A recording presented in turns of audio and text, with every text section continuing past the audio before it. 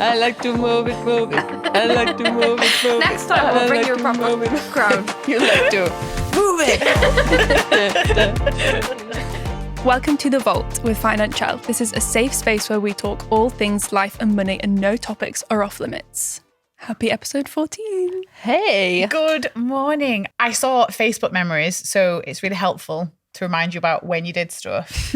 Did you know the Playbook is 4? So Financielle and the Playbook, obviously Financielle is a bit older with the Instagram, but I got a pop-up on memories to show the very first PDF Playbook that some of you listening absolutely have and have been nailing it for 4 years. That's how long it's been. It was in the throes of lockdown, wasn't it? Yes, actually, Wow. yeah, we're 2024. So it came out and I just remember it landing with people and people responding and going, oh my God, you finally taught me about this, or I never knew that, or I'm really excited to get started. And even now when people, tap into the Playbook, they just connect with it so much. I wanted to ask you both, what's been the biggest thing for you post Playbook? So from doing the financial Playbook, what's been the thing that you like, if you can pick one? For me, it's the no stress. And as we said a few episodes ago, I read the Playbook in uni. When I first started with Financielle, was straight out of uni, and it just caught me at the perfect time. Last student loan, last installment, whatever, biggest one. I was like, I'm going to blow it. And I'm like, I'm not going to blow it. Did you budget it? So is that I it helped invested you? loads of it as well. It was good. Caught That me was at in the your right crypto time. era, Warren I Buffett in the think, corner. right? Crypto era. Just always been in profits since. Good timing. That's amazing. Do you know, it's a big thing actually, for people listening, having children or people in their lives that are in uni or just approaching uni, getting in early just before someone gets that first paycheck, that first job, understanding how to manage that money is massive. But I That's think so the beauty cool. of it as well is that it is for everyone. I sat down and went through my mum with it. Went through it with my mum, and she's 50. Sorry, mum. Exposing your age. Outed her. She's 20. We're sisters. Yeah, that's so cool. When we speak to people and they've been through the Playbook and they're in that reflective stage where they're like, oh my God, so much has changed. I see life so differently now and I approach it so differently. They kind of then get angry with us and they go, can you not go into universities? Can you not go into schools? Yeah. Oh They God, want it to every be. day. They get they kind of get angry at the system because then they're like, what have I been learning and why have I got such bad habits? And they kind of have some self-reflection and self-forgiveness, and they realise that it isn't them, it's society. We're all brought up to lean on credit, take out loans, live beyond our means, all those crazy things, and people just say, why couldn't you have been around sooner? My biggest regret is at Financielle, I didn't do this 20 years ago. So that's I true. think that's a great lesson.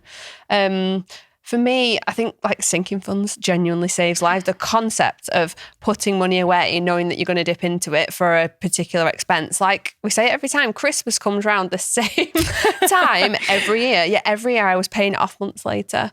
I was looking at a customer interview we'd done with someone quite a long time ago, and she said that she was paying off her buy now, pay later. She bought loads of toys for her kids at Christmas. She was paying them off a year later, and she realised that when she was still paying them off 8 months plus later, the toys that she'd bought with them had already broken.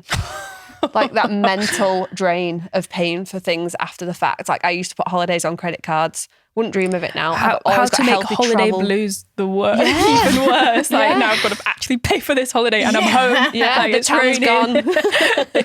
Yeah, one of Lydia or Lucy, you call it a money hangover. I think we both called it that. You both called it that. I thought it was a really good way of thinking about it, that weeks later. The dread that it fills you. Lydia, you're quite new to the Playbook in terms of this year rather than 3 or 4 years. What's been the biggest thing that you've taken from the Financial way? Same as Holly, the sinking funds, because I've always been really tight and tried to put as much as possible in savings and stuff, but you're still putting it away and it feels safe, but it's permission to spend it as well.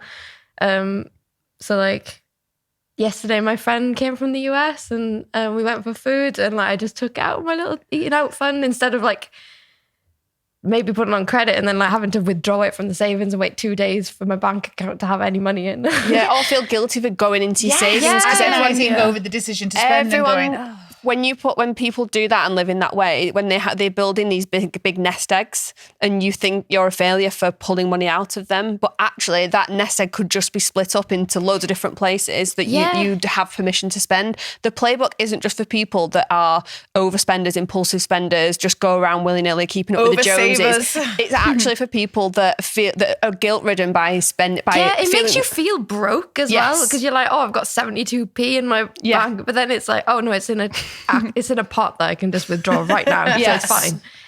But it's made a huge difference to like my mindset and stress. Amazing. It's for everyone. They're like really the is. opposite of buy now, pay later sinking funds. Yes. I love it. It's like, thank you, old me. Yeah. Oh my God, patting yourself on the back. Instead of like just pushing the well. burden onto your future self. Yeah. Like it's just so much better in every single way. Yeah. I love it. Amazing. Playbook Appreciation Society. Okay, I've got a controversial opinion. It's okay to ask friends for money. That is controversial. Silence. Where's the tumbleweed? I personally wouldn't, but that's just me. I don't want to be judgy. No, let's workshop it. Yes. When is it okay? When is it okay to ask friends for money? I think if someone's in dire straits whereby your safety is at risk or the safety of your family, if your house is 100%. going to get taken away and you've got children, you're in a vulnerable situation. I think there is a time and a place absolutely to do that. If it's that you're living beyond your means and you're just not making it work every single month, then it's not appropriate. Or if like you're rubbish at cash and people have cash and you're like, can I borrow money and I'll give it you back later? Like, Or, money, please. yeah, just you just I like forgot my purse, sorry.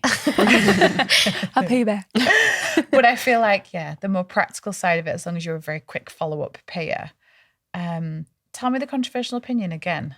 It's okay to ask friends for money. See, it's not about borrowing, is it? It's asking. Asking friends for money. Could I have £50? We've seen No. we've seen examples of people where if there's a friend that's good with money or appears to earn quite well, they have been taken advantage of by others who kind of sense that, well, they can afford it.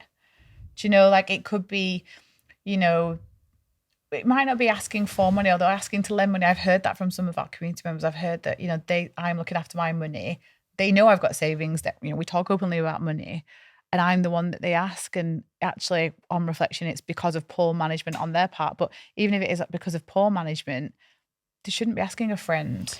Yeah, so I think you're right. I don't think it's because the maths isn't working out. Like they are not managing their budgeting properly and leaning on people, like you say, that have put the work in.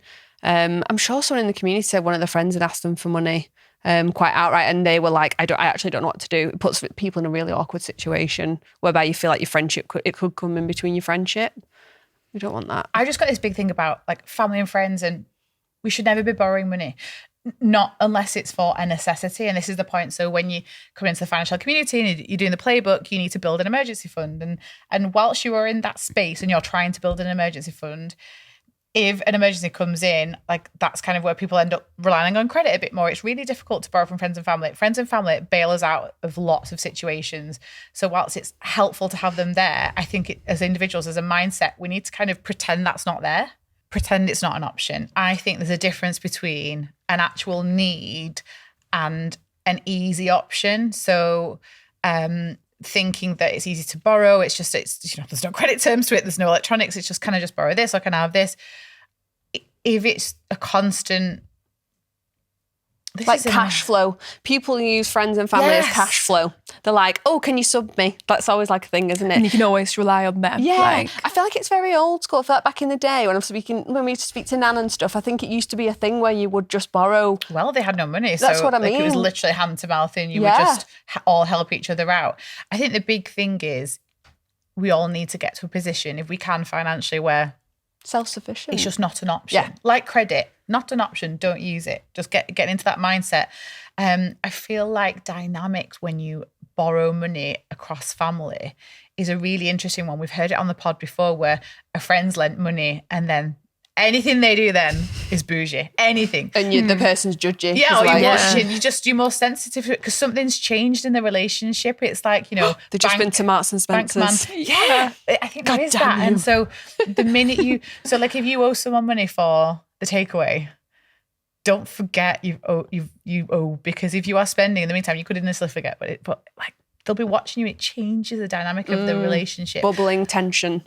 Yeah. I'm not here for it. We have lots of people who speak to us whose, especially parents, have helped them in a really difficult situation. And I would want to do that as a parent, to the point where actually, like, I would like to get to a financial situation where I give. Like, it's not all lend you and pay me back. It depends on the situation. But we've had people that have left abusive relationships, really bad living situations, awful jobs, and family have come to the rescue. Not usually friends. I feel like sometimes friends of the family we don't have, and so definitely understanding that for people. But I think that's the emergency situations. Otherwise, it's not okay to ask friends for money. Not okay. I think friends can support you in other ways, not just not financially. Yeah, and we've had that before in dilemmas, haven't we? Where it's like there's a situation where there's other things you can do to help. If someone's struggling financially, let them use their money for the things that, like, the bills. Can you cook for them? Can you support them? Can you, like, take them in for a couple of weeks and let them have a little bit of TLC at your house, whatever. But time for dilemma number 1. I play the credit card game a little too much. I've used credit cards for years. First to build up credit score. I'd build up the balance, pay off, and let's just say it's been a slippery slope. As bigger purchases came up, I relied on the card more and more. As soon as the 0% rate was approaching its end, I opened another card to do a balance transfer. Fine, no problem. I stayed in this cycle, moving more and more debt each time. I would move debt every year to a 0% credit card. I've now racked up £15,000 across 2 cards. I've done my usual check for a 0% balance transfer, only to find I've been rejected on both. Now, both of these cards will start to incur an interest of 29%. I'm terrified now as my debt will start to increase dramatically all by itself. What on earth do I do now? this is like, imagine the cartoon where there's a rail track, right? And is it like Tom and Jerry and they're on the train and he's trying to like put the track down, put the track down, put the track down. That is what the 0% game and the switching gears until there's no track left in the box. And that's, you don't know when that will happen. But if you carry on playing that game, that's what's going to happen. And honestly, I'm going to say it, death to the 0% credit card. Death to the 0% credit card. It's like falsely luring people into It's a trap, isn't it? Yeah, it's it literally such is. a trap. And it's this false sense of free money. It's completely ruined so many people's credit and so many people's management of finances because it's just this magic like credit line, like long pot of money that's not yours. And at some point, you're going to have to pay that back. And we just never think that. We think in the moment, we think it's good maths. We're told, switch, it's great. And often I get people that ask me, oh, should I switch? There's a higher interest, should I switch? And I'm constantly going, maybe. But what are you going to do about the debt? You're probably going to spend more on the, yes, so they're doing it because they don't want to pay interest, but they're going to go and spend more on the 0%. So it's like, you're going to pay it back anyway in another way. It's like robbing people. Do you know what I mean? Yeah. So when you will rack it up again. Yeah. So people will, if you move it or if you get a better deal or you're just moving the call it a problem. day. You're moving the problem. What are you waiting for? Yeah. Yeah. They're putting it off. They know they're never going to really. If you continue to swap, it's probably a good indication that you're not ready or you don't quite understand what how do you think can call about it quits. the mindset of like, oh, by the time I have to pay this off, I'll be in a better financial situation. Like I'll be earning more at my job. Like, what's your opinions on that mindset? Well, I don't think many people think like that, though. I think that it's just we don't think of the future. Really? We just think of, I'll get it on 0%, it's fine. And then that's it. And then they've moved on. I think for some people, that having access to affordable credit is really, really helpful. If you're not in a position where you've built up an emergency fund, like it's there for you. Obviously, we want to teach you to then build up the emergency fund and cut the cards up and never get into it. But I think too, if people do think like that, Lucy, there's always something. Yeah, the minute you earn more, the prices go up, the rent's going up, the holidays get lifestyle better. creep comes in, doesn't it? The more you spend, we see it 100%. all the time. And anyone that comes into the community and they're like, I got a pay rise, and I messed up. Like, I went on the bougie holidays. I got the expensive car on car finance. We decided to move house. Every time someone gets a pay rise, they want to move house. They want to go into a bigger house. I'm like, because you go into the mortgage and you're like, what can I borrow now? yeah. You look at, everyone always looks at the top limit of what they can be. Always. Above that, in fact. Because what you do on Rightmove is you look higher, don't you? And then you go, I could knock them down Yeah, on on that £1 million price, but- house. I'm not even moving, but I'm having a great time. I need a swimming pool. But the bills are bigger. The mortgage is bigger. Everything's bigger. And even then, because you don't, even when you get a pay rise, you don't go, I'm going to up my debt contributions. Not if you're not on a debt-free journey. You just don't do that. You'll wait, you'll pay the minimum until the card company tells you to do something different. So it's, I feel for this viewer, Henley said you might be viewing on YouTube. I feel for this listener because you are trapped by a game that is not your fault. The industry, the credit card industry, even like personal finance industry, everyone loves to talk about the 0%, but this is the problem. The fund runs out and then suddenly we're, 29% interest is pretty much average for a credit card. That's not outrageous. I mean, it's obviously spread across over the year. And sometimes, I would say to them, have a little look at the numbers. So the interest racks up, but it's spread across the year. So find out what that is per month in interest. And it probably on a 15 grand, it's not a small amount of money, but it's not awful. It's Spread not across. a crazy percent. But hopefully this gave you the wake up call, which is, I don't like that now. I want to get rid of it. So step by step, what does she need to do?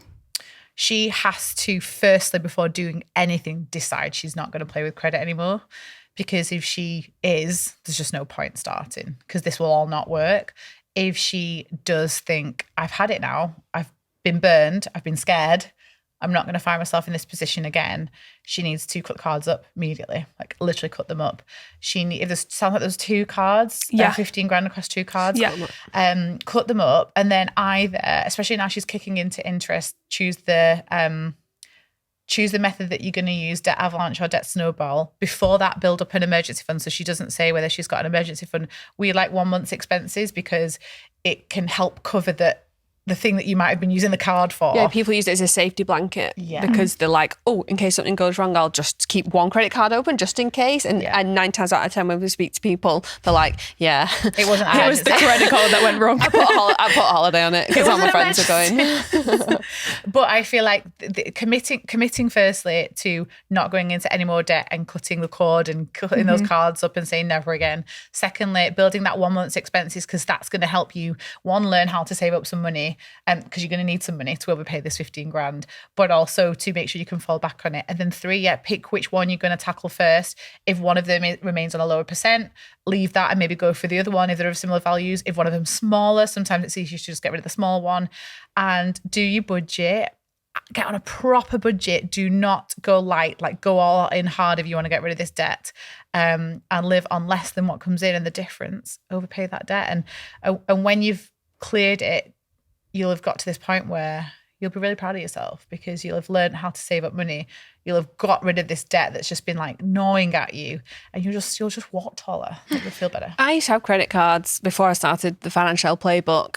And because I've been doing it for so long now and I'm just got into that habit and routine, never has it ever crossed my mind to open a credit card It's ever not again. an option. No, I don't. When I see them, but they get it shoved in my face. I get them over email. Martin Lewis is great at pushing credit cards onto people, 0% ones. Get bonus, there's kickback for that. Credit scores are always telling you to open up a credit card, it'll boost your credit score.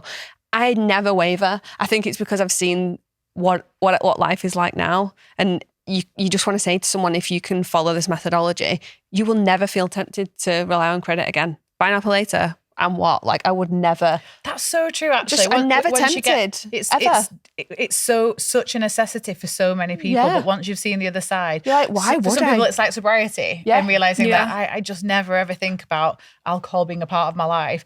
The same with even like an intolerance like gluten free. Like, it's just your life now, Holly. Yeah. Unfortunately, well, you don't sit there. You do sit there. And But you do just crack on. Oh, like, Jesus. you know, it's probably a bad example because that's all you talk about.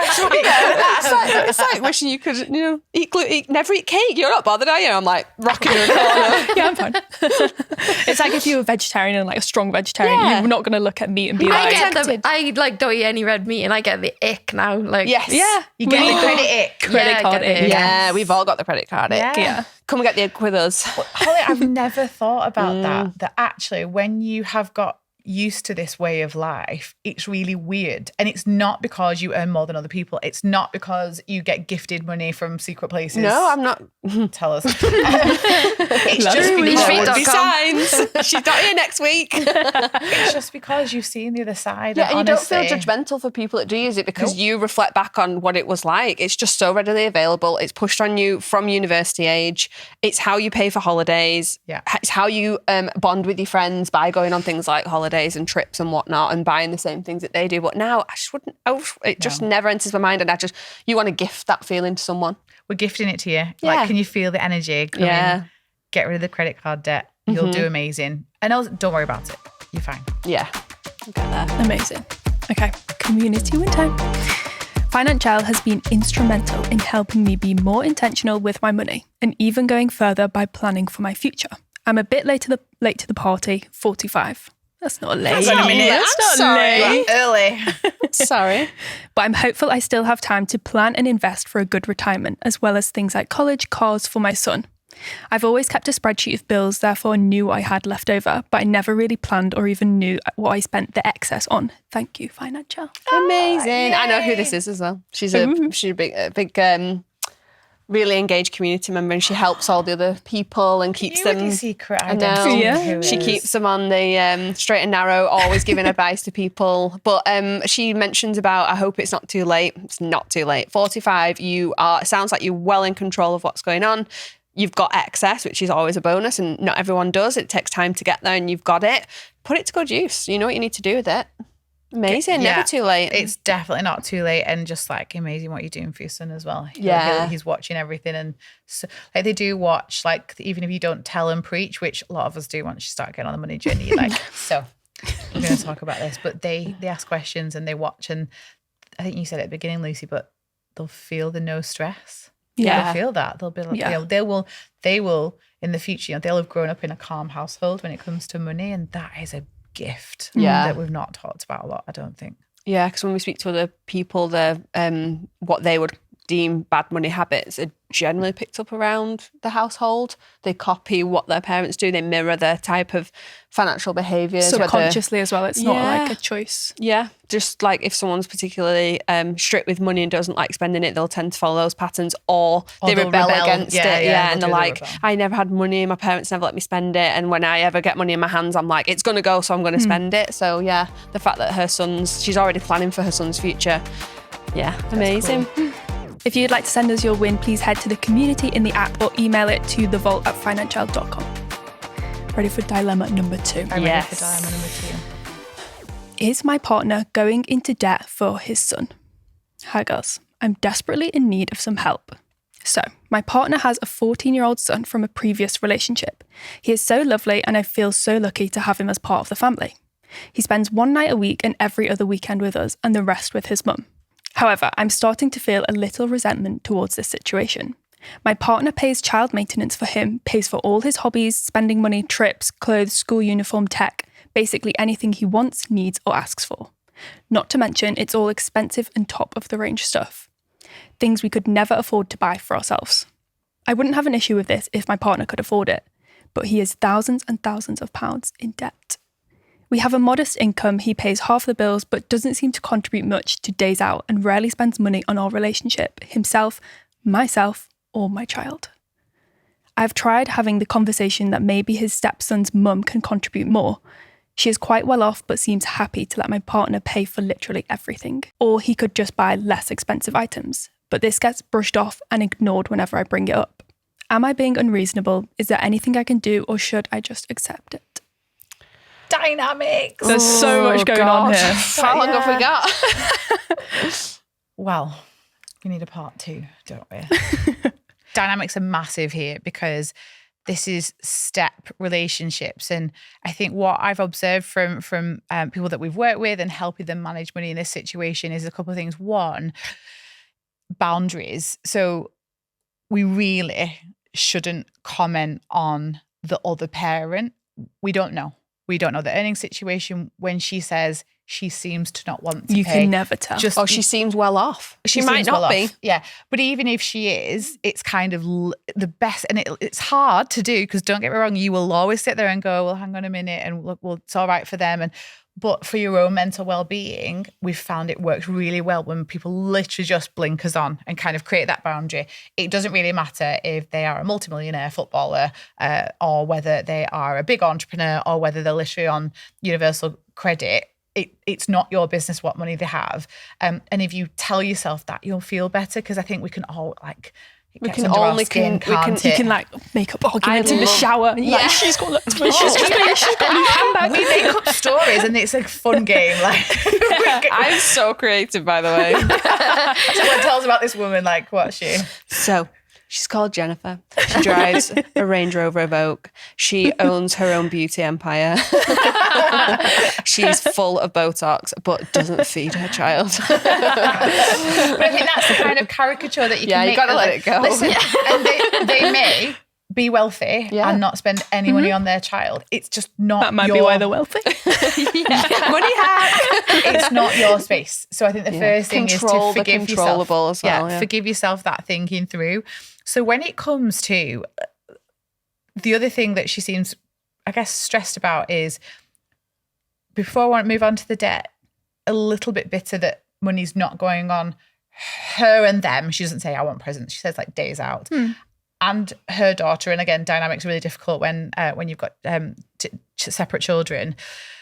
So I think also getting to the point where there's a budget, you can proactively plan to have family money for days out and for if you want token gifts or whatever for your daughter. And so there's an element of budgeting here, which if it's not in the budget, it won't happen. So if there's not a pot for days out budgets, let's get one in there, because that's how you can practically address the not him versus us, just it's a separate issue. I don't think we're spending enough money or quality time together. Can we put something towards it? So we've parked the first issue, which is the other person, and we've parked the little bit of bitterness about we're not spending enough over here. Okay, put it in the budget.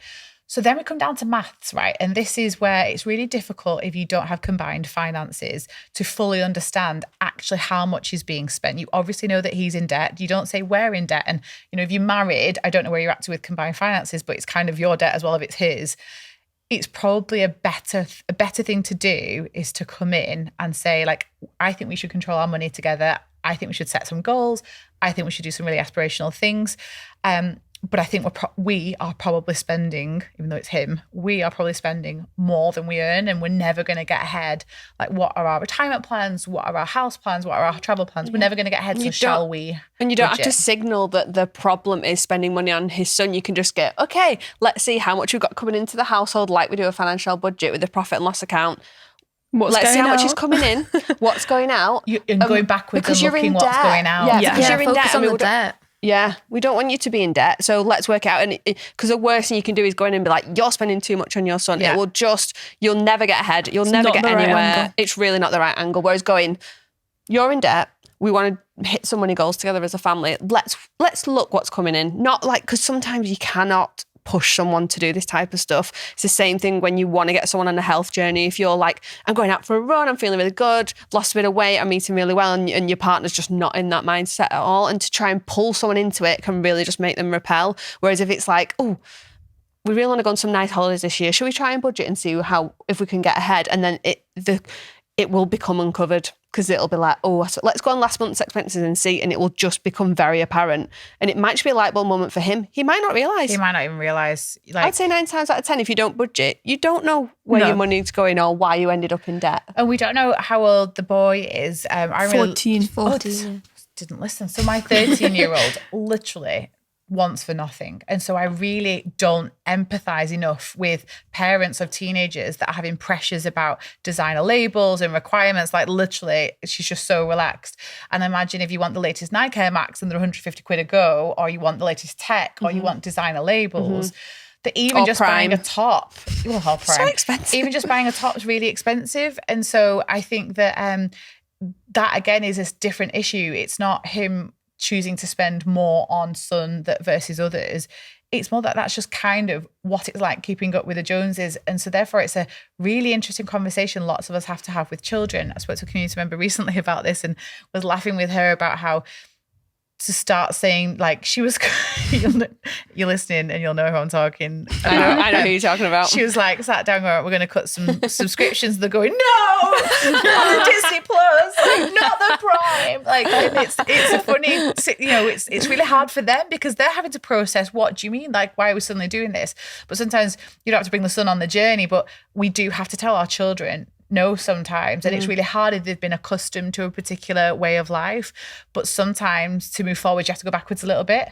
And going backwards means cutting and being more sensible. So coming at it from a family budget situ, looking back on expenses and kind of highlighting, you may find actually he's not overspent, but you've That's what I say. This dreamt may not it up be. in you. This may not be Not the dreamt it case. up, but She falsely thinking. Collectively, Until they you might be sit really down. bad with money. It could be getting They some could be really deals. bad with money, and actually, it's not as significant as spending on the son as she It thinks. might be the It's actually deliveries. something else. Like, the You family don't. deliveries. You're going in blind, and knowledge is power. And getting that budget in together and working out what. Do you know what's really important as well? His son might rebel a little bit against the cutting back, but you're no good for anybody if you're in debt. If you're drowning in debt, you're not going to be a good support system for For your your family son, or like yeah. happy and healthy yourself, because we've got to look after our Yeah. own. Put your own gas mask on first. And that's a big Yes. thing Yeah. when we're coming with children and spending is you have to prioritize you and the family health. Now it's different if you're spending an awful lot on yourself and then like your children need new clothes. Like and it usually falls on the women, by the way. This Yeah. dynamic usually falls on the women. Because another thing that always happens in the community as well, someone's on a debt journey and they're frantically paying into child's investment funds. And we're like, whoa. Why? Yeah. Your child's like 3. Why are you obsessed with paying Yeah. into a JISA when you're trying to make minimum debt payments and you've not got an emergency fund? Because if something goes wrong, you can't withdraw from that You JISA. can't, it's not yours. That's not going to pay for the rent. That's not going to pay for the No. washing machine. It's not going to pay for, I don't know, emergency travel. Yeah. And people are obsessed but you do the whole methodology of the playbook, do one thing at a time and do it well and start from the beginning. Do not worry about investing if you're drowning in debt. Like, No. let's start at the beginning, work it out. Like, You'll put get your own there. gas mask on. You'll get there. You'll get there quite quickly. If you're paying debt off, you're not that monthly payment's going to be in your back pocket. Then you can decide to invest or build an emergency fund. But let's just take one step at a time.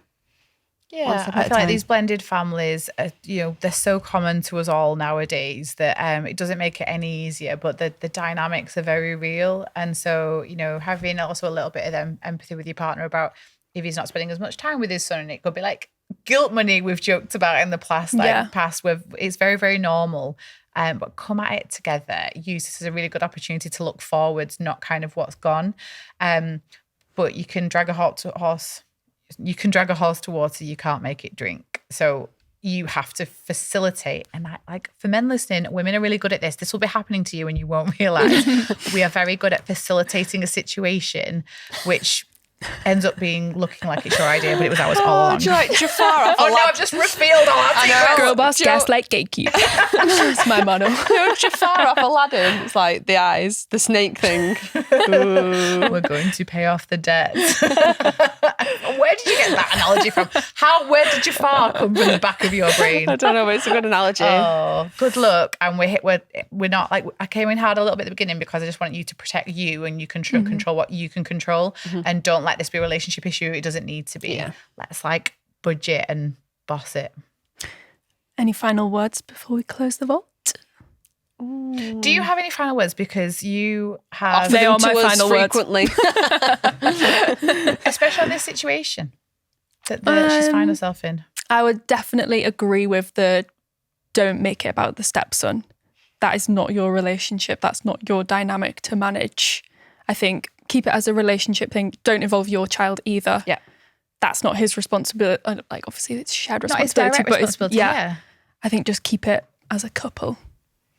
Keep it as a family, as a whole for the budget. And don't involve the son. Great final words. Well done, Lucy. That's all for this episode. The vault is now closed. Please send your dilemmas to thevault@financielle.com. Just a disclaimer, the vault is just a chat around life and money topics. We are not giving financial advice.